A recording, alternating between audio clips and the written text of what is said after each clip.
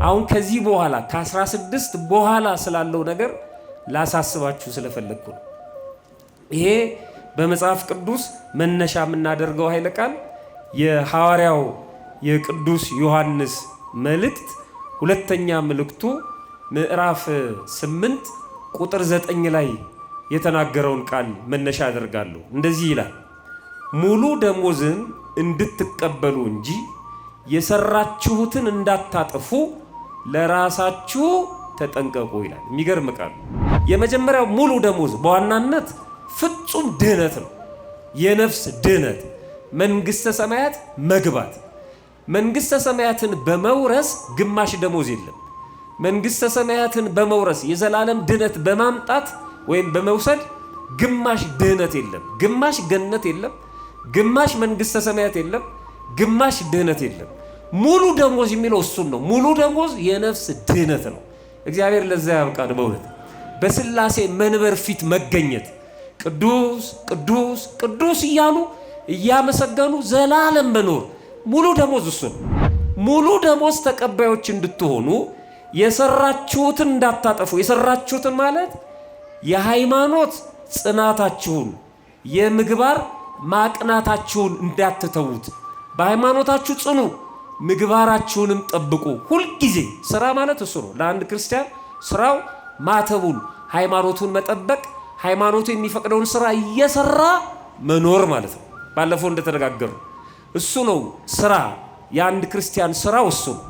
ከተጠራጠረ ከካደ የሰራበትን ያጣል ማለት ነው። ሃይማኖቱ የሚሰጠውን፣ በምግባሩ የሚያገኘውን፣ በትሩፋቱ የሚሰጠውን ነገር ያጣል። አገልግሎቱ በሙሉ ከንቱ ይሆናል ማለት ነው። ለራሳችሁ ተጠንቀቁ ማለት ራሳችሁን በራሳችሁ ጠብቁ ማለት ነው። ማንም አይጠብቅላችሁ። ራሳችሁን በራሳችሁ ጠብቁ። በሱባኤው የሰበሰቡት ሀብት አለ። በገንዘባቸው፣ በጉልበታቸው፣ በእውቀታቸው አገልግለዋል። ሁሉም ዋጋ አግኝቷል። አትጠራጠሩ። ሁላችንም እግዚአብሔር ዋጋ ሰጥቶናል። የማየትና ያለማየት ጉዳይ ነው። ደግሞ የጊዜ ጉዳይ ነው። 16 በዓሉን እንዳከበርን በ17 ዋጋ የሚከፈለው ሰው ይኖራል። በ18 በ19 በ14 በየሰከንዱ በየደቂቃው ይሰጠናል እግዚአብሔር። ስለማናይ ነው እኛ። በዚህ መኑት። ምክንያቱም ራሱ ይሄ ጾሙ ሱባኤው ምላሽ የተገኘበት ሱባኤ። 2 ጊዜ አይደለም ሐዋርያት የጾሙት? አንድ ጊዜ ስጋዋን ለማግኘት እንዲቀብሯት ማለት ነው፣ ተፈጸመላቸው። አንድ ጊዜ ደግሞ ስታርግ አንዱ ብቻ አይቶ ለምን እኛም ይቀርብናል ብለው ደግሞ ሱባኤ ገቡ፣ ተመለሰላቸው። በዚህ ጾም ያልተመለሰ ጥያቄ የለም። የጀመሩት ሐዋርያት ናቸው። የጀመሩት ጥያቄ ይዘው ነው። ጥያቄያቸውም ተመልሶላቸዋል። አትጠራጠሩ። በዚህ ሱባኤ መልስ ይመለሳል። በደንብ ነው የሚመለሰው። አግኝተነዋል። ግን ያገኘነውን በቀዳዳ ኪሳችን እንዳንጥለው እንዳንከተው ነው። እሱ ነው የሚያስፈራው። በረከቱን ዝቀኗል፣ አፍሰኗል። ግን ከዚህ በኋላ እናዝረከርከው ይሆን? የሰበሰብነውን ሱባኤ እሱ ነው። የሰራችሁበትን እንዳታጡ፣ የሰራችሁበትን እንዳታባክኑ፣ ሙሉ ደሞዝ እንድትቀበሉ ከፈለጋችሁ የሰራችሁበትን እንዳታጠፉ ለራሳችሁ ተጠንቀቁ። ጥያቄው ከዚህ በኋላ ህይወታችን እንዴት ነው የሚሆነው? ገና ጾሙ ሲፈታ የሰበሰብነውን በሙሉ ምን በትነው ከሆነ ምን እያልኩ እንደሆነ ስለሚገባችሁ ማለት ነው። ባህሪያችን እንዲህ ስብስብ ያለው ስክን ያለው ባህሪያችን ተመልሶ ያው ከሆነ አሁን ሲያስቀድሱ ወጣቶቹን አይታችኋቸዋል። ቆመው ልባቸው ተሰብሮ ንግግራቸው ሰክኖ፣ ከዛ በኋላ ይሄ ካልቀጠለ ማለት ነው ለቤተሰብ መታዘዙ፣ በትምህርት ጎበዝ መሆኑ፣ ራስን መጠበቁ፣ አለባበስን ማሳመሩ፣ ንጽህናን መጠበቁ፣ አነጋገርን ማስተካከሉ ሳንወድ በግድ የሆነ እንትን ውስጥ ገብተናል፣ ፍሬም ውስጥ። ከወጣን በኋላ ግን የምንተወው ከሆነ እናቶቻችን፣ እህቶቻችን፣ አባቶቻችን ትሁት ሆነናል። አሁን በ14ቱ ቀን ቤት ከገባን በኋላ ከተው ነው ከረሳኑ እግዚአብሔር ይጠብቀን። በእውነት አብሮ መዝለቅ አለበት።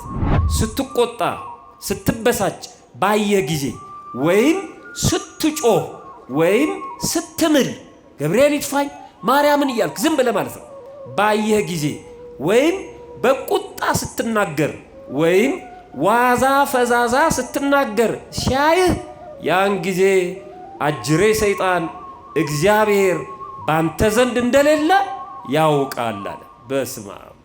ይሄማ አብሮት እግዚአብሔር የለም ማለት ነው። ከዛ በኋላስ ያንከባልላል። እንዲህ እየተቆጣ አጠገብ እግዚአብሔር ሊኖር አይችልማ። እንዲህ እየማልክ በውሸት በሐሰት እየማልክ እግዚአብሔር አጠገብ እንደሌለ ያውቃል። ይቀጥላል ይህ አባት እግዚአብሔር በአንተ ዘንድ እንደሌለ ያውቃል፣ የሚጠብቅ መልአክ ስላንተ ያዝናል ይላል። አጠገብ መልአኳል ለሰይጣን ፕሮፋይልን ሸጥከዋይ ሰይጣን እንዲያቅ ስላደረክ መልአኩ ያዝናል። በገዛ እጅ ገበናህን ትገልጣለህ ይላል። ማንነትህን እግዚአብሔር ካንተ ጋር ባይኖርም እንዳለ አድርጎ ሰይጣን እየፈራህ አንተ ግን እየተቆጣ እየተበሳጭ አካኪ ዘራፍ እያልክ ቤቱን በአንድ እግሩ እያቆምከው መልአኩ ያዝናል ይላል። በአንተ ነፃነት አይገባም፣ ዝም በል አይልህ፣ በጣም ያዝናል ይላል። ይቀጥላል። በጣም የሚገርም ነው። ያዝናል። ያን ጊዜ ሰይጣን የውጭውንና የውስጡን ሰውነትህን ማዘዝ ይጀምራል። አየህ፣ እኔ ይቆጣጠራል። በቃ የሱን ስራ እየሰራህለት ስለሆነ ማለት ነው። በጣም ነው የሚንከባከብ።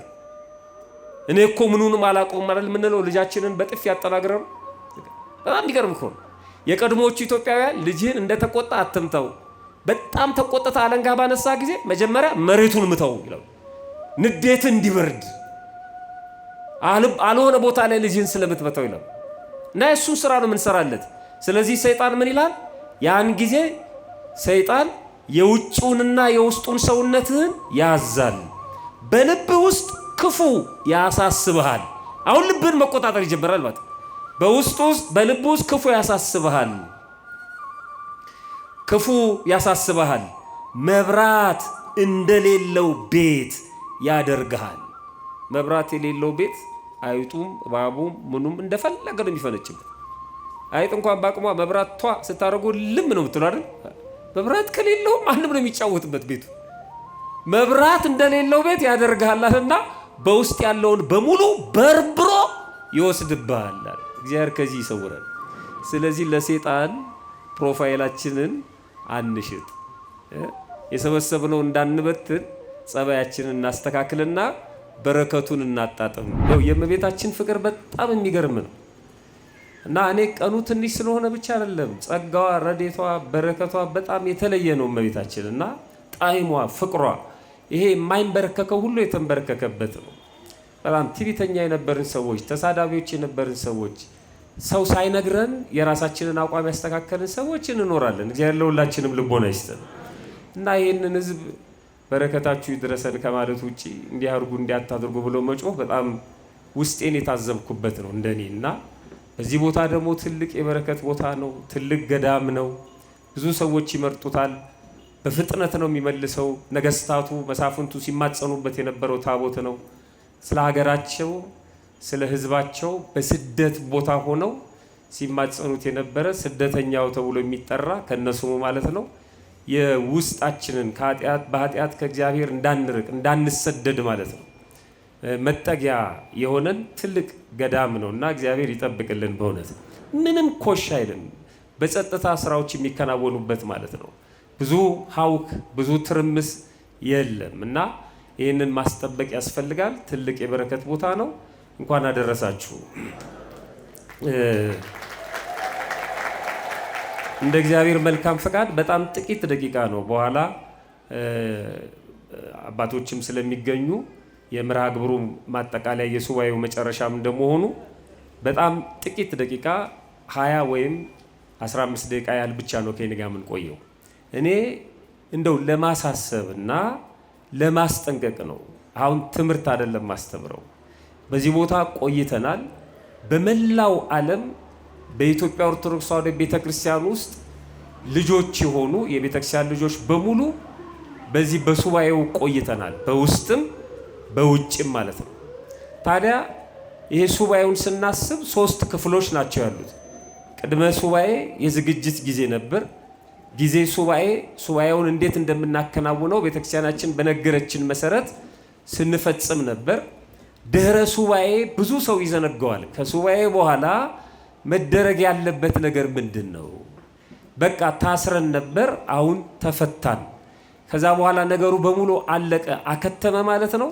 እንኳን ጾሙን ሉጋሙን ፈታላችሁ ተብሎ ከሉጋም ተገላግለን ተፈተን እንደፈለግን የምንሆንበት ጊዜ ነው። አሁን ከዚህ በኋላ ከ16 በኋላ ስላለው ነገር ላሳስባችሁ ስለፈለግኩ ነው። ይሄ በመጽሐፍ ቅዱስ መነሻ የምናደርገው ኃይለ ቃል የሐዋርያው የቅዱስ ዮሐንስ መልእክት ሁለተኛ መልእክቱ ምዕራፍ 8 ቁጥር 9 ላይ የተናገረውን ቃል መነሻ አደርጋለሁ። እንደዚህ ይላል፣ ሙሉ ደሞዝን እንድትቀበሉ እንጂ የሰራችሁትን እንዳታጠፉ ለራሳችሁ ተጠንቀቁ ይላል። የሚገርም ቃል። እስኪ አብረን በለው፣ ሙሉ ደሞዝን በሉ። ሙሉ ደሞዝን እንድትቀበሉ እንጂ የሰራችሁትን እንዳታጠፉ ለራሳችሁ ተጠንቀቁ። ደስ አይልም? ሙሉ ደሞዝ ነው መቀበል ያለባችሁ። ቆይ ጭብጨባው ሙሉ ደሞዝ። ደሞዝ ሲቆራረጥ ደስ ይላል እንዴ? በጭራሽ። ብዙ ሰው ደሞዙ እንዲነካበት አይፈልግም። መዋጮም ምንም ከኪሴ ነው ደሞዜ እንዳይነካ ይላል። ደሞዝ ሲቆረጥ ደስ አይልም። ደሞዝ በመቁረጥ ደስ የሚላቸው ሰዎች አሉ። እግዚአብሔር ደሞዝ አይቆርጥም። መድኃኔዓለም ደሞዝ አይቆርጥም። እመቤታችን አትቆርጥም። እነሱ ይተኩበታል። ቅዱስ ሚካኤል እመቤታችንም በጥላቸው ሚዛኑን እንዴት ያነሱት እንደነበረ የቤተ ክርስቲያናችን ታሪክ ይነግረናል። እንደው ትንሽ እንኳን ቢሆን ይሞሉታል እንጂ ያለንን አይወስዱብን። በጣም ከባድ ቃል ነው። 4 ነገሮችን የተናገረው ወንጌላዊ። አንደኛ ሙሉ ደሞዝ የሚል ቃል አለው። ሁለተኛ የሰራችሁትን ይላል። ሶስተኛ እንዳታጠፉት ካለ በኋላ አራተኛው ለራሳችሁ ተጠንቀቁ ነው። ለሌላው አይደለም። የሰራችሁት እናንተ ናችሁ። የሰራችሁበትን የምታውቁት እናንተ ናችሁ። የከረማችሁበትን የምታውቁት እናንተ ናችሁ። የምትጠብቁትን የምታውቁትም እናንተ ናችሁ። ስለዚህ ራሳችሁ ለራሳችሁ ተጠንቀቁ ነው ያለው። ይሄ በጣም ሰፊ አድርገን ስናየው ደሞዝ፣ ስራ፣ መጠንቀቅ፣ ማጥፋት የሚለው ከክርስትናችን አስተምሮ አንጻር ሰፊ ትርጉም አለው። ወደዛ ወደ ጥልቁ አልሄድም። አሁን ፍልሰታውን ወይም ሱባኤውን ላሳለፍነው ሰዎች ብቻ የሚሆነውን መልእክት ተናግሬ ነው ማጠቃልለው። የመጀመሪያው ሙሉ ደሞዝ በዋናነት ፍጹም ድህነት ነው። የነፍስ ድህነት፣ መንግስተ ሰማያት መግባት። መንግስተ ሰማያትን በመውረስ ግማሽ ደሞዝ የለም። መንግስተ ሰማያትን በመውረስ የዘላለም ድህነት በማምጣት ወይም በመውሰድ ግማሽ ድህነት የለም። ግማሽ ገነት የለም። ግማሽ መንግስተ ሰማያት የለም። ግማሽ ድህነት የለም። ሙሉ ደሞዝ የሚለው እሱን ነው። ሙሉ ደሞዝ የነፍስ ድህነት ነው። እግዚአብሔር ለዛ ያብቃን። በእውነት በስላሴ መንበር ፊት መገኘት፣ ቅዱስ ቅዱስ ቅዱስ እያሉ እያመሰገኑ ዘላለም መኖር ሙሉ ደሞዝ እሱ ነው። ሙሉ ደሞዝ ተቀባዮች እንድትሆኑ የሰራችሁትን እንዳታጠፉ። የሰራችሁትን ማለት የሃይማኖት ጽናታችሁን፣ የምግባር ማቅናታችሁን እንዳትተዉት። በሃይማኖታችሁ ጽኑ፣ ምግባራችሁንም ጠብቁ። ሁልጊዜ ስራ ማለት እሱ ነው። ለአንድ ክርስቲያን ስራው ማተቡን፣ ሃይማኖቱን መጠበቅ፣ ሃይማኖቱ የሚፈቅደውን ስራ እየሰራ መኖር ማለት ነው። ባለፈው እንደተነጋገሩ እሱ ነው ስራ። የአንድ ክርስቲያን ስራው እሱ ነው። የአንድ ሰው ስራ በዚህ ዓለም ላይ የታወቀ ነው። መነገድ፣ ማረስ፣ መቆፈር የሰው ስራ ማለት ነው። እሱ ሰው ሆኖ የተፈጠረው ጥረ ግረ በላቦዝ ብላ። የአንድ ክርስቲያን ግን ከዚህ ያለፈ ነው። ክርስቲያን አያርስም፣ አይነግድም ወይም አይማርም ማለት አይደለም። እሱ ለስጋው ነው፣ ለነፍሱ አይደለም። የሚቆፍረው ለነፍሱ አይደለም። የሚነግደው ለነፍሱ አይደለም፣ ለስጋው ነው። ለስጋው ይሰራል እንደ ሰውነቱ ማለት ነው። እንደ ሰውነቱ ሲሰራ በሚኖርበት ሀገር ሕግና ስርዓት ይመራል እንደ ሰውነቱ። እንደ ክርስትናው ግን ከዛ ውጪ ነው። ሃይማኖቱን መጠበቅ ነው። ሃይማኖቱን መጠበቅ ምግባሩን ማቅናት ነው ስራ የሚለው ማለት ነው። ሶስተኛው እንዳታጠፉ ማለት እንዳትጠራጠሩ፣ እንዳትክዱ ማለት ነው። ከተጠራጠረ ከካደ የሰራበትን ያጣል ማለት ነው። ሃይማኖቱ የሚሰጠውን በምግባሩ የሚያገኘውን በትሩፋቱ የሚሰጠውን ነገር ያጣል። አገልግሎቱ በሙሉ ከንቱ ይሆናል ማለት ነው። ለራሳችሁ ተጠንቀቁ ማለት ራሳችሁን በራሳችሁ ጠብቁ ማለት ነው። ማንም አይጠብቅላችሁ። ራሳችሁን በራሳችሁ ጠብቁ። አሁን እናንተ ራሳችሁን በራሳችሁ ለመጠበቅ ጉጉቱ ስላለ ነው በእንዲህ አይነት ጉባኤ 16ቱም 14ቱንም ቀን ሁለቱንም ሱባኤ እየተገኛችሁ ስታስቀድሱ፣ ስትማሩ፣ ስትጸልዩ የነበር ራስን ለመጠበቅ ማለት ነው። ራስን ለማዳን ነው። ሰው ራሱ ከዳነ በኋላ ነው ሌላውን የሚያተርፈው የሚያድነው። ይሄ በሰፊው ካየነው ነው። አሳጥረን ደግሞ ከፊታችን አቅርበን ስናየው በዚህ በጾመ ፍልሰታ በቅርቡ ማለት ነው በውጭም በውስጥም ማለት በቤተ መቅደሱ በአውደ ምሕረቱ በቅጽረ ግቢው ደግሞ በመታየትም ባለመታየትም የሚያገለግሉ አሉ። በውስጥ የሚያገለግሉ አሉ፣ በውጭ የሚያገለግሉ አሉ። አይደለም እዛ አስፋልት ላይ አስቀዳሹ ቆራቢው መኪና እያስቆሙ የሚያሻግሩ አሉ፣ በውጭ ማለት ነው። እነዚህ ቤተ መቅደስ ሰዎች አይደሉም። በጣም የሚገርም ነው። እንዳይገጭ ሰው መኪናው መተላለፊያ እንዳያጣ ሕፃናት እንዳይጎዱ የሚያስተናብሩ አሉ። ወጣቶች ወንበር የሚሸከሙ አሉ። ይህን ድንኳን የሚተክሉ አሉ። በገንዘባቸው የሚያገለግሉ አሉ። ደግሞ ይሄንን ያገለገለውን ሕዝብ ዋጋ እንዳያጣ የሚለምኑ በረከተ ሥጋ በረከተ ነፍስ እንዲያገኝ የሚማጸኑ ደግሞ የውስጥ አገልጋዮች ደግሞ አሉ። በውስጥ የሚያገለግሉ በታቦቱ ፊት ማለት ነው። ደግሞ የማይታዩ ረቂቃን ደግሞ አገልጋዮች አሉ። ስውራን አባቶች አሉ፣ በየገዳሙ የወደቁ የኛ ህይወት የሚያሳዝናቸው ማለት ነው።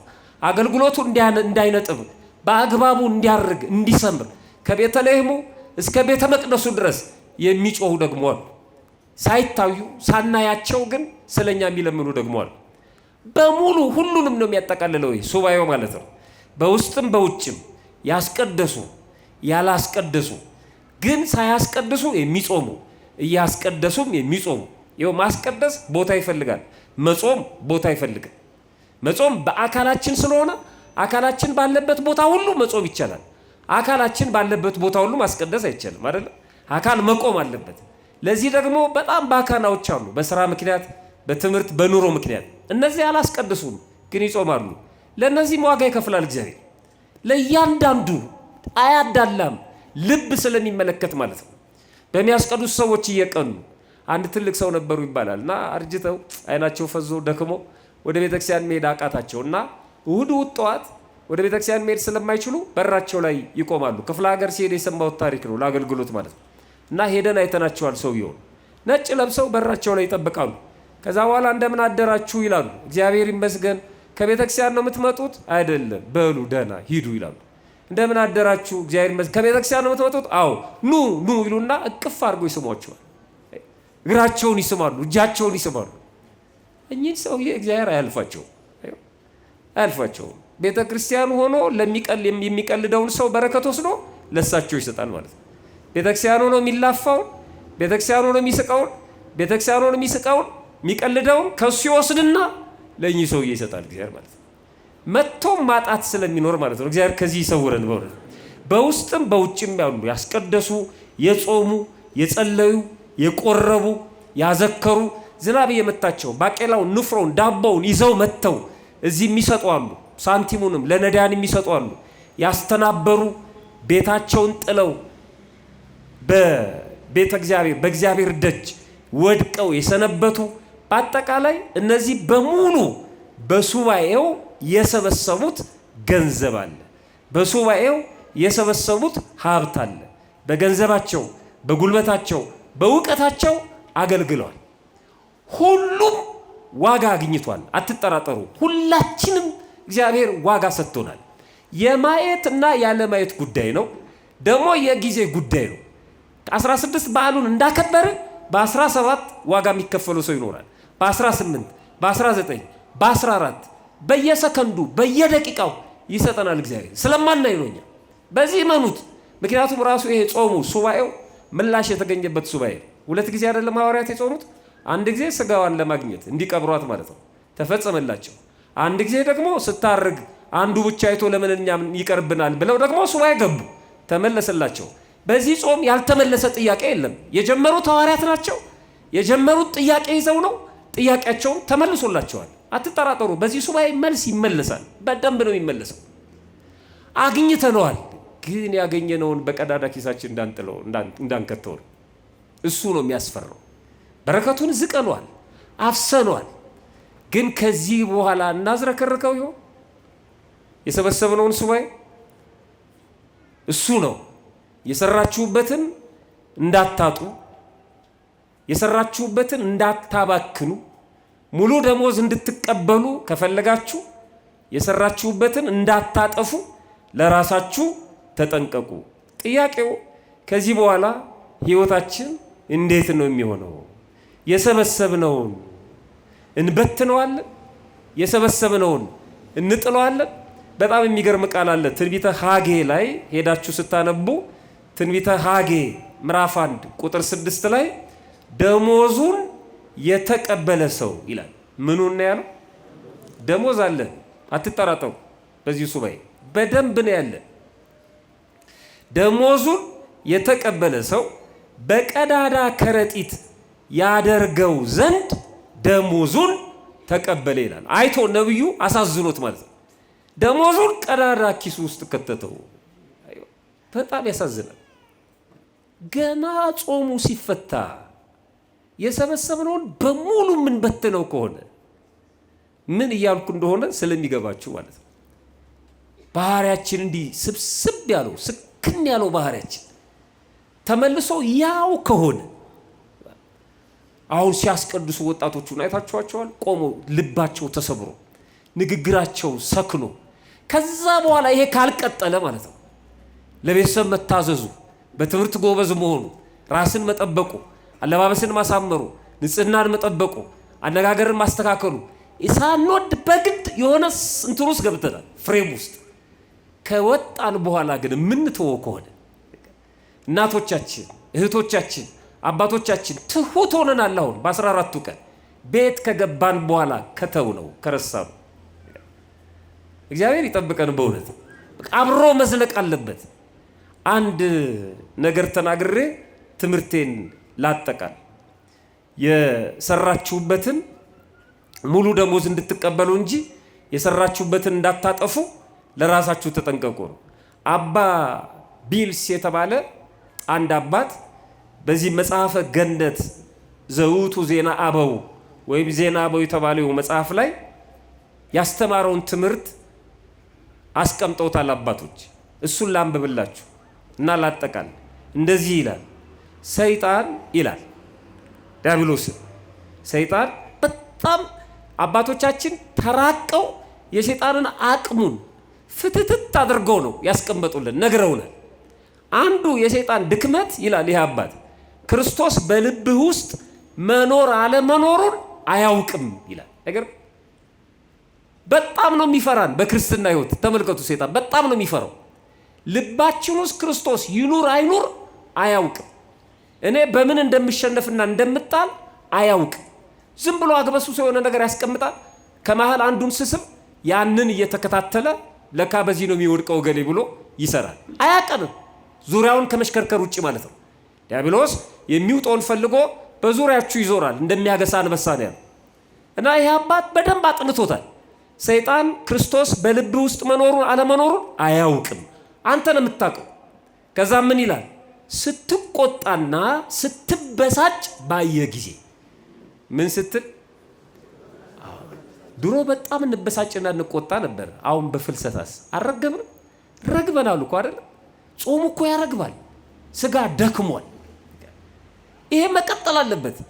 ልጆቻችንን በሆነ ባልሆነ የምናሳቀቅ ሰዎች፣ ባገኘነው ምንማታ ሰዎች፣ ገና መጣ መጣ መጣ የምንባል እላያቸው ላይ ሽንታቸውን እስከሚሸኑ ድረስ የምናስደነግጥ ሰዎች፣ በቃ ይሄን ማቆም አለብን። ይሄ አያንጽም ቤተሰብን። በባልና በሚስት መካከልም አለመግባባት ካለ በቃ አሁን መስከን አለብን።